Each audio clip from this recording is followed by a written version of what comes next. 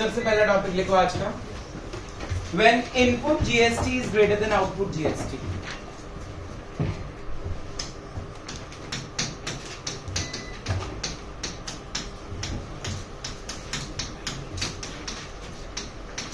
Input GST is greater than output GST.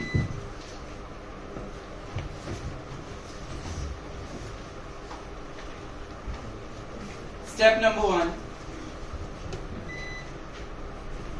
Step number one. Journalize all the transactions. Journalize all the transactions. Step number two. No tax will be paid to the government. No tax will be paid to the government because tax paid already is greater. Tax paid already is greater. Step number 3. Journalize for set off. Journalize for set off. Example देखो board पे, मान लो आपने सारी entries pass कर ली, 10 entries थी। जो input का debit वाला अमाउंट था उन सबको क्या किया होगा आपने, जो क्रेडिट वाला था वो क्या कर दिया होगा, वो करके मान लो आंसर आ गया 1 लाख रुपीज। कितना आ गया, 1 लाख। आउटपुट का सारा क्रेडिट वाला क्या कर लिया होगा और डेबिट वाला, वो आंसर आ गया 80,000। ठीक, अब हमने नॉर्मल एंट्री सीखी क्या थी सेट ऑफ की, पहले वो देखते हैं। आउटपुट जो हमेशा क्रेडिट होता है वो क्या हो जाता है, output CGST, output to input CGST to input to bank, यही होता था। बट यहाँ बैंक तो आएगा नहीं क्योंकि tax paid is already greater than tax collected. मतलब हम गवर्नमेंट को ऑलरेडी कितना पे कर चुके हैं, 1 लाख, लेकिन लोगों से कलेक्ट कितना किया है, तो अभी तो हमें गवर्नमेंट को और पे करने की जरूरत नहीं है। अब क्या करें, जब गवर्नमेंट को पे ही नहीं करना, वेट करेंगे। अगली बार जब और सेल होगी और टैक्स कलेक्ट होगा, जब वो 1 लाख रुपीज से एक्सीड होगा, तभी आप गवर्नमेंट को क्या करोगे, पेमेंट। तो बस यहीं पे छोड़ दो अपनी एंट्री को, पर यहाँ अमाउंट कौन सा डालेंगे, सब में हमेशा याद रखना आउटपुट 1 लाख है, इनपुट 80,000 है, विच एवर इज लेस। दोनों में से कम कौन सा है, 80,000। तो चारों के आगे क्या लिख देंगे, आ गया समझ। क्या रूल बताया मैंने आज, अगर इनपुट का टैक्स बड़ा होगा किससे, आउटपुट से, मतलब तुम ऑलरेडी गवर्नमेंट को ज्यादा टैक्स पे कर चुके हो और तुमने टैक्स कलेक्ट क्या किया है, कम किया है। तो हम जो नॉर्मल एंट्री करते थे, it was output output to input to input to bank. Bank word हट गया यहाँ से, बिकॉज अभी हमने ऑलरेडी टैक्स पे ज्यादा कर रखा है और कलेक्शन हमारी क्या है, कम है, तो अभी और तो पे करेंगे ही नहीं। तो हम वेट कर सकते हैं, किस चीज की वेट, कि और जब गुड्स हमारे बिकेंगे, गुड्स बिकने के बाद जब और टैक्स कलेक्ट होगा, फिर हम गवर्नमेंट को क्या करेंगे, payment. Is it clear Gavin? So if output is greater than input, you will pay the tax to the government. If input is greater than output, you will not pay the tax to the government. You will have to just pass a single entry, adjustment entry of set off of your GST. The same entry will be there, output output to input to input. What I have erased from there, bank, because अभी पे हमने नहीं करना। तो उन दोनों में amount कौन सा लिखेंगे, जो अमाउंट कम वाला होगा। 1,80,000 में से कम कौन सा है, 80,000, तो 80,000 रुपीज चारों में लिख देंगे। Is it clear? लिखिए जल्दी से। Next topic write down, very very very important. जो नए स्टूडेंट्स हैं बिल्कुल, लाइक अभिनव, आयुष एंड वंश, अगर आपको ये समझ नहीं भी आएगा इट्स ओके, क्योंकि अभी आपने जर्नल्स नहीं किया। तो जब वो कर लोगे ये टॉपिक तभी समझ आता है, लिख जरूर लेना, ठीक है। टॉपिक का नाम लिखो, trade discount with GST. Trade discount with GST, चलो चलो हरी आप। Trade discount with GST. write down the question. Goods purchased. Goods purchased from Jasnoor.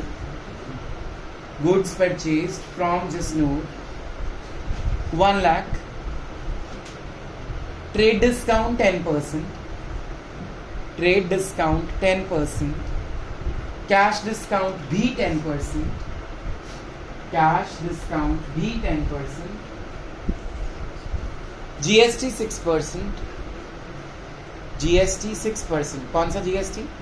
CGST and SGST. Comma. 50% payment is done. 50% payment is done. Taranarsh lights change कर दो पीछे से. 50% payment is done. Thank you. देखो question कैसे करना है. Stop writing, पहले समझ लेना कंसेप्ट, बहुत इंपॉर्टेंट है. सबसे पहला स्टेप नंबर 1, क्या माइनस करेंगे? Trade discount. बस तुम्हें इतना ही आता है. 1 लाख के गुड्स थे, इसके ऊपर 10% हमारा डिस्काउंट, मतलब कितना डिस्काउंट? 10,000 माइनस करके कितने की गुड्स रहेंगे? 90,000 की गुड्स है. स्टेप नंबर 2, इसमें जीएसटी को ऐड कर देंगे. क्या कर देंगे? सीजीएसटी कितना है? 6%. तो एसजीएसटी भी कितना हुआ? 6%. तो 9 6 44 100. ये कितना बना टोटल? 10,800. जब हम इसमें ऐड करते हैं तो बनता है यही बनता है. इतना क्लियर है? Step number 3, calculate cash discount. अब जब कैश डिस्काउंट निकालना है तो किस पे निकालना है? पहले इस अमाउंट 90,000 को बाइफरकेट करना है 2 पार्ट्स में, क्योंकि पेमेंट कितनी हुई है? 50% कैश पेमेंट हुई है, तो कैश डिस्काउंट उसी पे देंगे ना. 50% होता है 45,000. अब इसके ऊपर कैश डिस्काउंट कितना आ गया? 45,100. तो हमने बस कैश डिस्काउंट निकाला. दोबारा सुनो क्या किया मैंने स्टेप 1 में. सबसे पहले मैंने ट्रेड डिस्काउंट क्या कर दिया? माइनस. इतना हम नॉर्मल जर्नल्स में भी करते थे, यस और नो. उसके बाद उसमें क्या ऐड हो गया? जीएसटी का पार्ट 6% दोनों ऐड हो गए. ऐड करके टोटल वैल्यू भी निकाली है मैंने, दिख गई 100,800. इतना सबको समझ आ गया होगा. अब स्टेप 3 में हम क्या करेंगे? जो हमारे गुड्स थे 90,000 रुपए के, जो गुड्स थे उसको हमने 2 हिस्सों में बांट लिया. 50% की पेमेंट हुई है, मतलब अभी 50% की पेमेंट नहीं हुई. लेकिन जो कैश डिस्काउंट है वो सिर्फ किस पे एप्लीकेबल है? जितने की कैश पेमेंट की है. तो 90,000 का आधा कर दो, कितना बचा? 45,000 के ऊपर कैश डिस्काउंट कितने परसेंट है? 10%. तो कितना हो जाएगा? 4,500. Is it clear? पहले इतना नोट डाउन करेंगे. Lights change. स्टेप नंबर 4 में हम क्या करेंगे? देखो, अब जो ये अमाउंट आया था ना, दिस अमाउंट जो जीएसटी ऐड करने के बाद आया था 100,800, इसको बाइफरकेट करते हैं कैश ट्रांजैक्शन में और क्रेडिट ट्रांजैक्शन में. कितने परसेंट बोला था उसने? 50%. निकालो मैं किसका 50%? जल्दी. 50,400. 50400. 50400 ये आ गया और 50400 ही क्रेडिट पे आ गया. इतना क्लियर? लास्ट स्टेप, जो ये कैश डिस्काउंट था कितना था? 45. वो इसमें से क्या कर देना है? जल्दी करो. Minus how much? 1 954 Great. 45 990. 45,900 rupees. इतना पहले रिवाइज करते हैं। स्टेप नंबर 1 हमारा था ट्रेड डिस्काउंट को क्या करना है, स्टेप नंबर 2 क्या ऐड करना है, कर दिया, उसके बाद उसको वहीं छोड़ देना। स्टेप नंबर 3 जो ट्रेड डिस्काउंट माइनस करके अमाउंट आया था इसके 2 पार्ट्स करने हैं, और जो जितनी कैश पेमेंट हुई है, अगर जैसे इस क्वेश्चन में 50% हुई है, it could be 75% also, it could be 80% also, ठीक है। तो जितनी भी परसेंटेज की पेमेंट हुई है वो अमाउंट साइड पे लिख लेना है, और उस पेमेंट पे क्या लगाना है आपने, कैश डिस्काउंट। कैश डिस्काउंट का अमाउंट निकाल लेना है, बस बात खत्म हो गई स्टेप नंबर 3 की। तो step 1 trade discount minus, step 2 GST add, step 3 segregate the amount after trade discount and calculate the cash discount on cash transaction. Step number 4 is the main step. जो जीएसटी करके add करके answer आया था उसके 2 parts बनाने हैं। पहला part जितनी कैश पेमेंट हुई, दूसरा पार्ट जितनी क्रेडिट पे पेमेंट होगी, ठीक है। जो कैश पेमेंट का आंसर आएगा उसमें से कैश डिस्काउंट को क्या कर लेना है, minus. Now last step is to pass the journal entry. Suppose ये परचेज किए हमने गुड्स, तो entry will be purchases account debited, input CGST, input SGST, to cash, to creditors. अब देखो हमने जो गुड्स खरीदे थे आफ्टर ट्रेड डिस्काउंट वो थे 90,000, डिस्काउंट टू डिस्काउंट वो थे 90,000, ठीक है। ये वाला अमाउंट चला गया परचेजेस में। मोक्ष इधर ध्यान दे लो। उसके बाद जो इनपुट सीजीएसटी और इनपुट एसजीएसटी उसमें कितना लिख देंगे, 5400। इतना क्लियर। कैश का अमाउंट तुमने ये निकाला, दैट इज 45900। आ रहा है समझ। क्रेडिटर्स का अमाउंट कितना था, 50400, और डिस्काउंट कितना निकाला था, 4500 रुपीज, ठीक है। एक बार दोबारा क्या देखो कैसे करा हमने क्वेश्चन को। हमारे पास गुड्स कितने के थे, 1 लाख।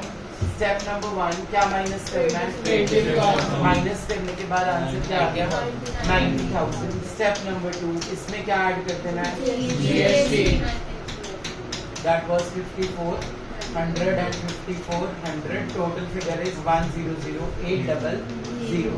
अब स्टेप नंबर 3 कैश डिस्काउंट निकालेंगे।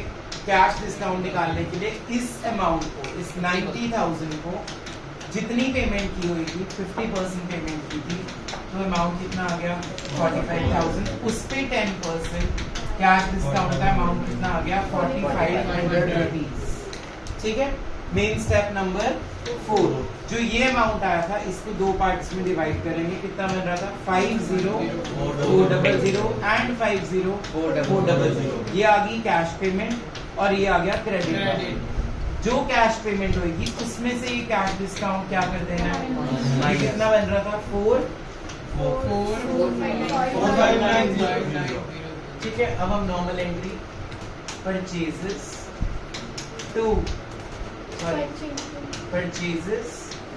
Input CGST, input SGST, to cash, to creditors, to discount receive.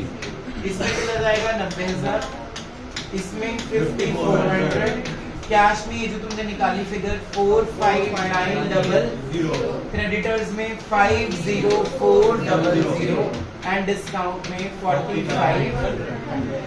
अगर ये सेल होती, परचेजेस की जगह क्या होती, सेल, तो एंट्री में हम क्या चेंज करेंगे, cash account debited, discount allowed, debtors, to sales, to output CGST, to output SGST. अब इसके अमाउंट्स देखो, हमारे पास सेल्स में लिख देंगे 90,000, आउटपुट में 54, कैश में यही वाला अमाउंट कितना आया था, 4500, डिस्काउंट में 4500 और डेटर्स में 50400। तो दोनों क्वेश्चंस मैंने करवा दिए, one is from purchases, another one is from sales. Clear. Step 1 क्या था, क्या माइनस करना है, स्टेप 2 क्या ऐड करना है, जीएसटी ऐड करने के बाद वो फिगर अभी छोड़ देनी है। थर्ड स्टेप में क्या निकालना है, कैश। जो ट्रेड के बाद आंसर आया होगा उसमें जितने परसेंट आपने पेमेंट की, जैसे यहाँ तो आधी की, अगर मैं बोल दूं 80% अमाउंट इज पेड, तो 90,000 का क्या निकालोगे पहले? कितना आया? फिर उस पे कैश डिस्काउंट कितना आ गया? 7200। मतलब जो भी आपकी पेमेंट होगी उसके ऊपर क्या देना आपने? Cash discount. तो इसीलिए मैंने 90,000 के पहले दो पार्ट्स किए, 45 हमने उसको आधे पैसे दिए ना अभी, तो कैश डिस्काउंट भी आधे पे मिलेगा, दैट इज 4500 रुपीज। वो निकाल के उसको बॉक्स में डाल देना है। बॉक्स में डालने के बाद लास्ट स्टेप क्या है हमारे पास? अभी तक जितना हमारा टोटल अमाउंट आया था जिसको हमने साइड पे छोड़ दिया था, उसके दो पार्ट्स करने हैं, जितने परसेंट पेमेंट हुई है और जितने परसेंट पेमेंट नहीं हुई है। 100,800 की आधी पेमेंट हुई है। अगर क्वेश्चन में 80% होता तो आप एक साइड लिखते 80%, एक साइड क्या लिखते 20%। वो 80% कैश हो गया और 20% क्रेडिट पे हो गया। क्लियर? फिर जो वो कैश डिस्काउंट आया था वो 80% या 50% वाली वैल्यू में से क्या कर देना है? Minus. So this is the step of trade discount with cash discount and GST. Clear है? लिखो फिर प्रैक्टिस देते हैं इसकी।